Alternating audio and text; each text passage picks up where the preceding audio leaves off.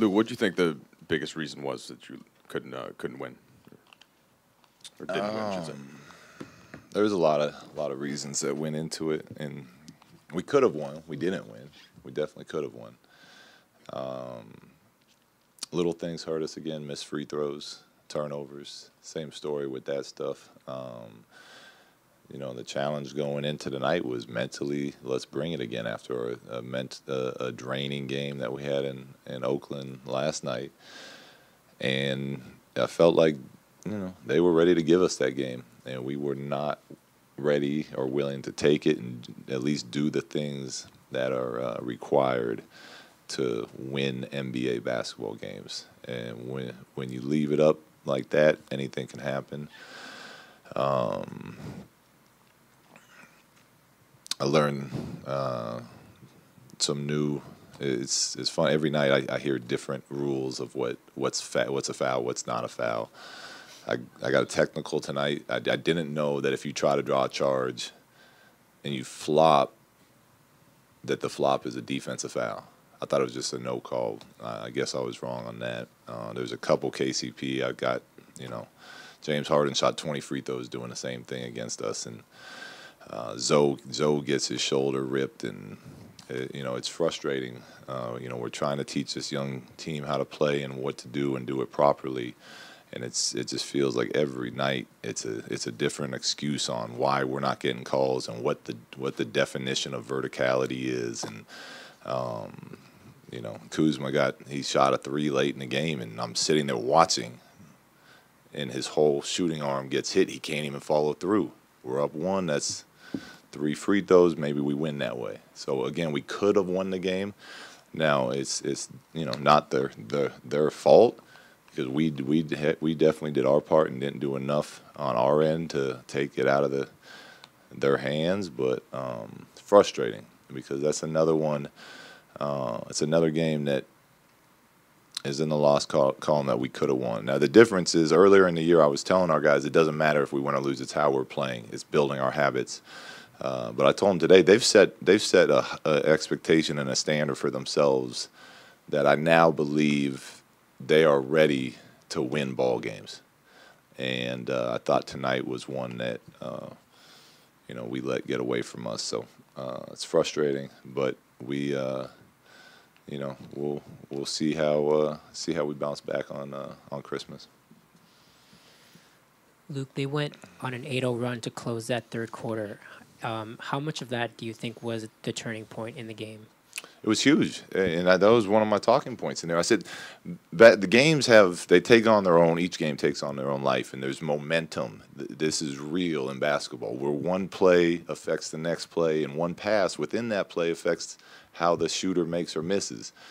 And we went up 8.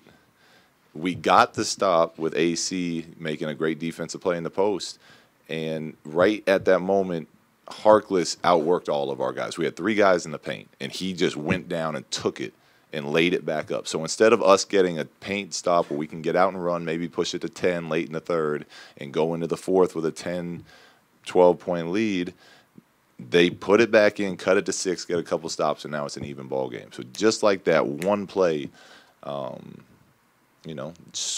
shifts momentum to their side, and then they take a lead in the fourth, and now we're trying to scrap and crawl our way back into it because we weren't willing to get dirty and grab a loose ball. Look right here. How much do you think this officiating stuff that you mentioned, even going back a few games, how much of that is just these guys are young, they're rookies, so they're not getting calls? Do you think that's it? Some of it, yeah, but then I was told in Golden State that that they don't look at jersey. They don't look at names on jerseys. They only call what they see. So if that's the case, that shouldn't be an excuse for it. So I don't know. It's again, I'm getting different answers every night, so I don't know the answer to that. Hey, Luke, what did you want on the play out of the timeout where Kyle had the ball at the top of the key? Because it looked like he was starting to milk the clock, and then he went. And then Yeah, we're not trying to milk the clock there. So the play was, the first option was KCP coming around the shooter side, and they played that well. And after Julius set that rip screen, the only way to take that away is if Julius's man helps on KCP. So now Julius flips that screen to Kuz. and there's no help there to bring Kuz to the top of the key. And I think Kuz got a little excited. He came up a little quick, so Julius hadn't got back around yet to set that screen. But it's supposed to be a catch and shoot play for Kuz at the top of the key there. Same sort of question for the final play. What's the thought process in terms of deciding who you're going to have on the floor for a moment like that? You talking about the very last shot for KCP? Well, normally the guys that have been in the game, they each one of them can make shots. KCP is, although struggling with his shot the last 2 games, he's got some years of making big game-winning shots. He hit a big tying shot up in Portland for us. So, I like leaving at least one big in to set solid screens, and then you got shooters spaced around. And we got a really clean look, and I think KCP makes that most nights. It's all you can ask for, and he just didn't drop down for us tonight. How did Brandon's absence affect the rotation tonight? It affected a lot because Brandon, we've been playing Brandon at multiple positions. He's been playing backup 4. He's been playing 3. We use him to handle, to get Zoe off the ball a little bit. So going in, I told the guys, look, we got to be ready. We got to be professionals. We're going to have different lineups tonight, and different people are going to get chances to play. We played, a lot of these guys played 35 to 40 minutes last night. We're going to be tired, and it's our job to be ready, and I didn't think we did a good job of that. I thought guys on our bench were pouting. I thought that there was too much feeling sorry for ourselves as opposed to being professionals, and the main thing that we do is always about our team and about what's best for the team. How do we win as a team? And our guys have been great at that all year long. So, I just didn't think we were very in character tonight. Maybe it was fatigue from this tough stretch we went through. I don't know, but we just didn't seem to be ourselves. Coach, is it you think just because of the last 2 weeks playing all these tough opponents, maybe they let their guard down a little bit? Damian Lillard wasn't in the game as well. Does you think that happens to a young team like that? Possibly a little bit. I think more so we're just mentally tired, which isn't an excuse. A lot of it's the NBA. There's going to be a lot of nights where you're mentally tired. I would hope that we wouldn't let our guard down because we think we're better than other teams because we're playing some good teams in close games.